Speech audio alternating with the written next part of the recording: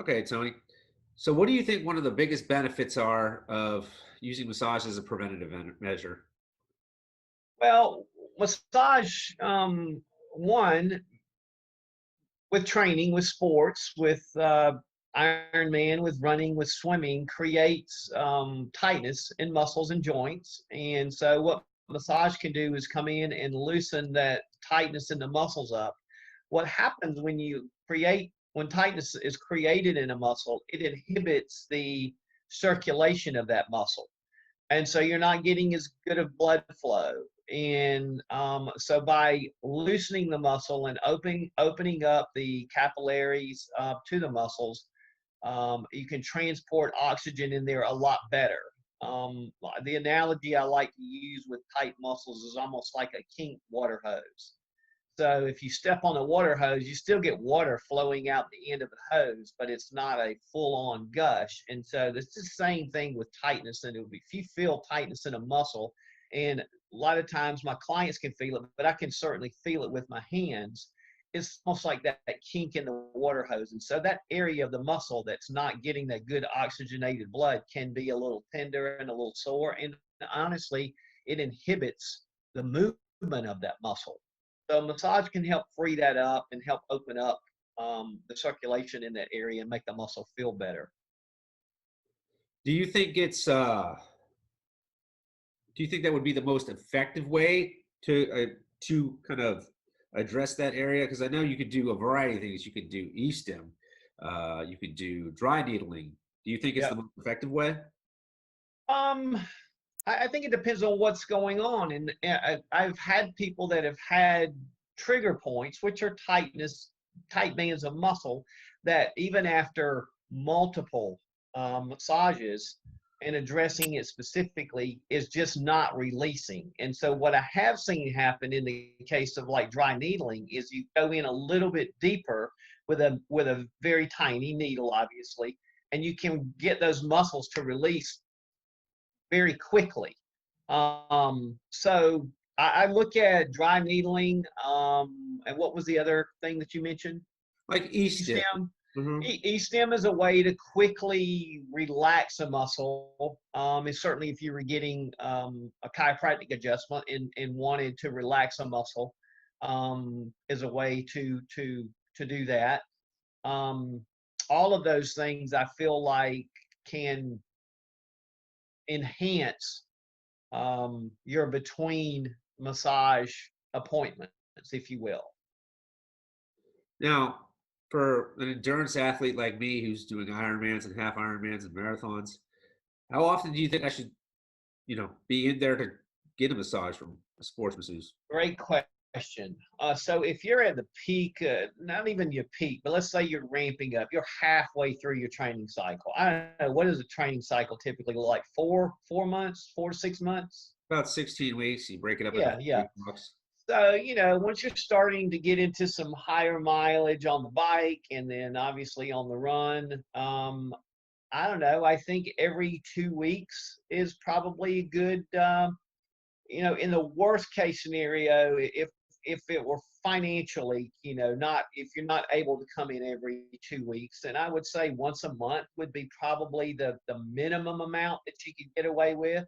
I've had Ironman athletes that come in when they get into the really higher, 100-mile rides followed by, 15 to 18-mile runs on Sundays. They're coming in weekly. Um, but yeah, it just depends on financially what you can. If you could afford it, you'd probably come in every week. But certainly you can get by with every 2 to 3 weeks. And like I said, if it were financial concern, if you can squeeze in one massage a month, I think it could still be beneficial. The one thing I would advise triathletes specifically is if you're going in to get a massage, go ahead and get 90 minutes because you're going to need work on your legs and on your upper body. And it's just very difficult to be thorough as a therapist and do all of that in 60 minutes. So, that's one of the things that most of my certainly half Ironman athletes is they're on to the 90-minute massages. Now, I mean, with endurance athletes, it's mostly slow twitch fibers that we use for races. Is there any kind of way that you kind of target those? There really isn't a specific way to target slow twitch muscles, but slow twitch muscles typically have a lot more capillaries than fast twitch muscles do. So for that reason, because of what I explained earlier about opening up blood flow into an area, slow twitch muscles typically are going to benefit massage a little more than say fast twitch muscles do. So um, just massage in itself is going to be beneficial for slow twitch muscles. Now, afterwards, how can I maximize the benefits or kind of get the longest effect out of what you did? Yeah. The first thing you can do is before prior to foam rolling becoming very popular or popular at all, I used to tell folks, stretching after every workout can certainly maximize the benefits of massage. But now with you know, the foam rollers, the compression boots, the Theraguns, all of that stuff I feel like can enhance between massage sessions. With that being said, I don't feel like those are adequate replacements for deep tissue massage. And one of the things that I always tell people is when you come in and get on my table, you're able just to basically turn off everything if you can and just relax. And the more that you can relax, the deeper I am going to be able to work into a muscle and affect that muscle. When you're doing self massage, if you think about it, you typically have to engage some muscle on your body to do the massage itself, whether you're holding a Theragun or a stick or rolling on a massage um, ball. So yeah, all of those things can definitely improve your performance and enhance the between sessions, but I don't feel like they're adequate replacements. So I like them as add-ons, if you will. Now, for instance, for me, what would be a good amount of time to see you after an Ironman or half Ironman? What's the kind of window that I should try to get in there after a race? Yeah, that's a great question because some races, it's interesting. Even when I was doing marathons, and each marathon, the course is differently and it affects your body differently and how you felt. Same thing with Ironman. I've had folks that could barely move the next day and come in and get a massage. And then I've had folks that felt fine the next day, but would wait a few days. I don't know. I think my general rule of thumb is if you did Ironman on say 48 hours after would be probably a good rule anywhere. So if you did Ironman on a Saturday, probably come in on Monday or Tuesday. But even if your schedule didn't allow you to get in until the following Friday, you could still benefit from it. But let's say you were really, really sore after a race. If you raced on Saturday or Sunday and you came in on Tuesday or Wednesday, I think you would feel better later in the week versus not have come in. But that's just, a lot of folks want to come in the next day. My thing is if you're out there for 8, 9, 10, 12, 15 hours, you're creating a lot of micro tears in the muscles. And those need a little bit of time to heal before you start doing deep tissue massage on that. I never recommend anybody getting massaged the day of a race, How do after a race. If anything, you can get a real light flush and do some stretching, but that's about all I would recommend. And maybe an ice bath. Well, what are your thoughts about doing it before a race? Um, Prior to racing, again, I use the 48-hour rule. Just for me personally, I know how I feel the day after a massage. Usually the second day is when I feel my best. So if you're racing on Saturday, I'd probably come in on Wednesday. Give yourself, full 2 days. With that being said, I've had folks come in the day before. Um, that's not typically what I would recommend. Some people are really sore after massages, and so those folks might want more than 48 hours. They may come in 3 or 4 days before a race. But typically, if you've got a race that you've been training for 16 weeks for, that last week is not really a whole lot of training going on. There's a lot of rest and recovery. So even if you were racing on a Saturday and came in on a Monday, you would still be fine on race day because you get everything loosened up, and you're not going to do a whole lot between Monday and Saturday to kind of mess things up, if you will. Now, what kind of role does hydration play in sports massage? Yeah, hydration is a huge component of keeping muscles healthy, and not just with water. I mean, we all hear the terms electrolytes, and to be more specific, the four main electrolytes are, let me see if I can remember, sodium, potassium, magnesium, and calcium. Those are the four electrolytes, if you will, that keep muscle fibers firing the way that they should. And so if you're strictly just drinking water and not getting all of those electrolytes in, you run the risk of hurting the muscle, if you will. With that being said, muscles just, they like water. So I wouldn't want you going around drinking, sports drink all the time. I think a good balance between sports drink and water. And also, some people sweat a lot more than others. So, one person maybe gets by with, half of the amount of electrolytes that someone who sweats very heavily does. But yeah, and I tell people during races, especially endurance races, even on cooler days when you don't feel like you're sweating and you don't feel thirsty, don't skip those early aid stations. And in your case, once you get out of the water and you're on the bike, you want to start, you've been in the water for, I don't know, how long is a swim, half Ironman swim? 30, 25, 30 minutes? For someone who's faster, yeah.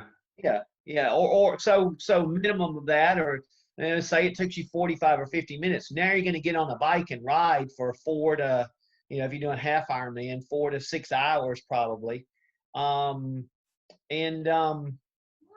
you don't want to go into that dehydrated. So I encourage folks, as soon as you get on the bike, start taking fluids in, because you haven't been able to take fluids in during that swim.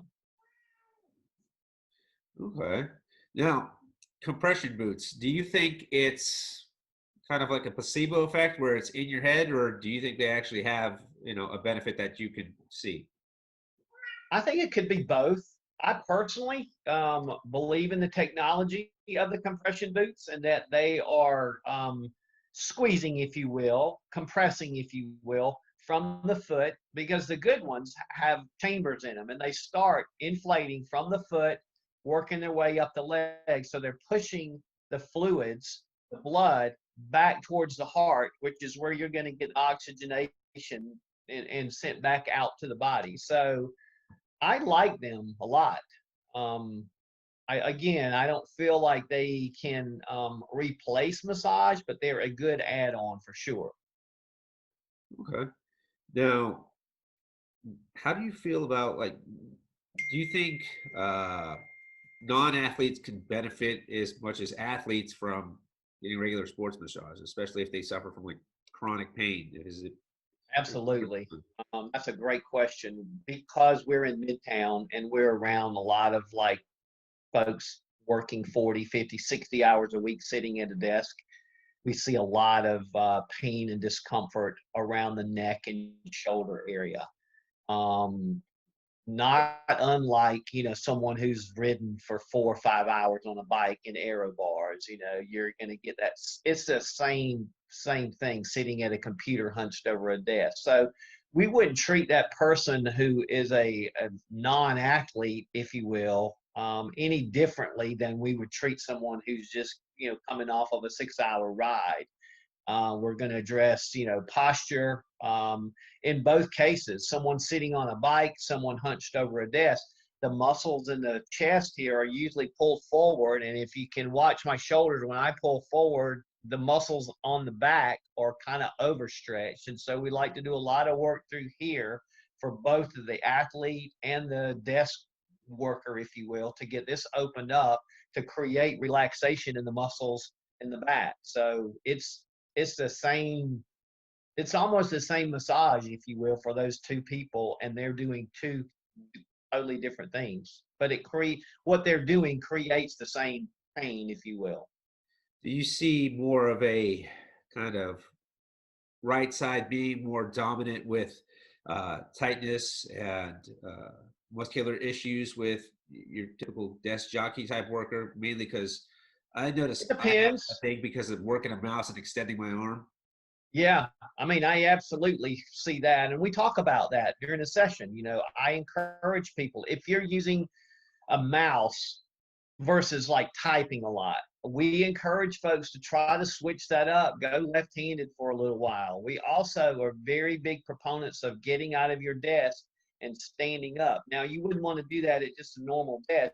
You would want to have an adjustable desk. So we talk to people about that, but probably 2 hours max in either sitting or standing. We wouldn't want you to go from sitting for 8 hours to standing for 8 hours. So then you create a whole nother set of problems. But just breaking up the patterns, if you will. Patterns is what creates a lot of pain with people.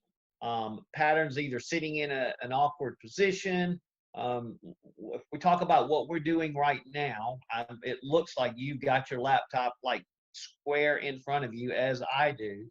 But a lot of people may work with two screens, so they have a screen over to the right, screen over to the left, and they're either having to turn their head. And if you're doing this for a few minutes, it's not a big deal. But if you're sitting like this for 4 or 5 hours at a time, 8 hours at a time, it's going to create an imbalance in the neck. So we just try to get everything as symmetrical as we can, knowing that, in a perfect world, that's hard to accomplish. Now, going back to talking about the swim, how much do you think getting a massage affects a swimmer's mechanics? Great question. I mean, the one thing that I've seen with swimmers that you don't get that you get with runners is it's non-impact, right? Okay, that's great. But what it is the same as running in that it's repetitive. It's a repetitive motion. Repetitive motions create patterns or tightness in muscles, and so I feel like there's a balance between having a muscle that's loose and not so loose that you lose power from swimming without it being so tight that you're limiting your range of motion. So I do feel like working the lats, working rotator cuff muscles, traps, upper arms, even into the forearm with swimmers is beneficial for a smoother and a stronger stroke. Okay, and the last question I got on my list is, how do you think regular massage or just sometimes one massage affects someone's sleep? Yeah, it's studies have shown that there is a release of serotonin, which is a relaxing chemical in the body, that can enhance sleep. And by doing that, it affects, recovery, affects mental attitude. Yeah, in a perfect world, I would get massage late in the evening and go home and go to bed, or take a nice bath and go to bed. Unfortunately, in our world, I have folks coming in anywhere from 7 a.m. until 7 p.m. And so those folks at 7 a.m. are going to work, but a lot of them, you can tell when they get up off the table, they just look relaxed, and many of them have said, "I wish I could go take a nap." So my own like observation of massage is that it definitely creates a relaxing situation, and can definitely improve your sleep habits for sure. Okay. I actually had one other thought that crossed my mind about racing. Typically, Ironman and for their fulls and halves, they will have people, a massage tent afterwards. And most of the time, I'm pretty sure they're just volunteers who do what they think is a massage rather than actual either students or masseuses. They think just regular, ordinary people. Do you advise of doing that directly after the race? Should you do it?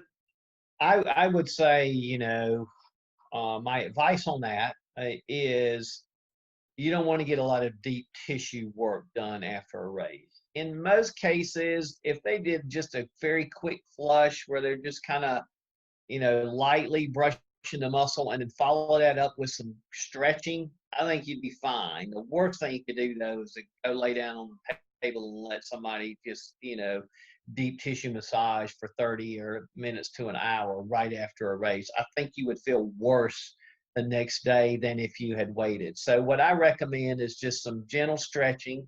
I mean, you can even go to the massage tent and request that. I don't want any massage work, just want some stretching. That's actually a great way to kind of, you don't have to do the stretching. You can just lay there and let somebody stretch you out and then follow that up with an ice bath. That could be beneficial as well.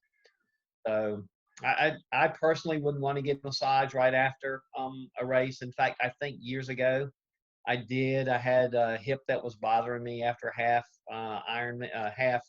marathon, and I let somebody work on it, and I allowed them to work too deep, and I mean I was hurting for a week or so after that. Whereas I think if I had just kind of stretched it out, iced it, and gotten a massage a few days later, it would have been probably a better call.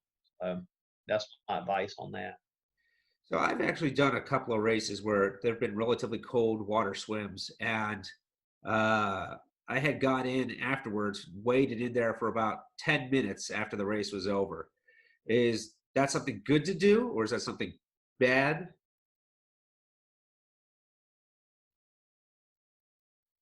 Essentially, like treating it like an ice bath. The water's between Yeah. 60 and 70, maybe 75 tops. Yeah.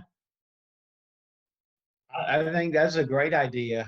When we've done running camps up in North Georgia and up in North Carolina, even in the summer, we try to, spend 10 or 15 minutes in a cold mountain stream, which is usually, anywhere from 55 to 65 degrees. So we treat it just like an ice bath, you know.